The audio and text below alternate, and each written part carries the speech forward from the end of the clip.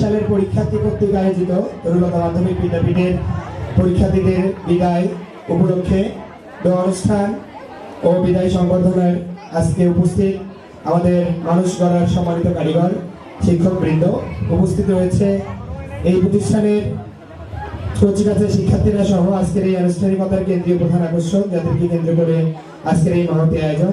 প্রিয় পরীক্ষার্থী শিক্ষার্থীরা, সকলকে জানাচ্ছি আমার আন্তরিক সালাম।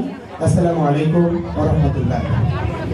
বিদায়, এই বিদায় শব্দটা তিন অক্ষরের হলেও এর যে তাৎপর্য রয়েছে অনেক। আমরা অনেক কথাই বলি।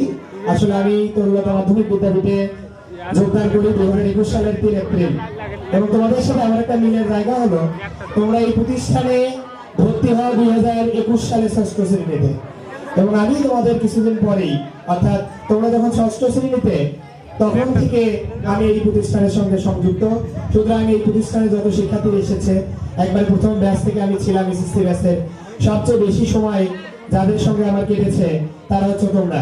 বিগত 5 বছর তোমরা এই পত্র প্রতিষ্ঠানে ছিলে, তোমাদের পদচারণায় মুখোমুখি ছিল তরুণতা মাধ্যমিক বিদ্যাপীঠের এই ক্যাম্পাস। আজকে তোমাদের আনুষ্ঠানিকতা মাত্র। আমরা আশা করি তোমরা ভবিষ্যতে এই স্থানান্তর থেকে সামনের দিকে বাংলাদেশের ভালো ভালো কলেজ ইউনিভার্সিটিতে আমরা তোমাদের দেখতে চাই। সর্বোপরি তোমাদের সকলের পরীক্ষার্থীদের যারা আছো সকলের জন্য আমি আমার অন্তরস্থল থেকে দোয়া রাখি তোমরা যাতে একটা ভালো ফলাফল পরিবার এবং আমাদের স্যারদের উপহার দিতে পারো।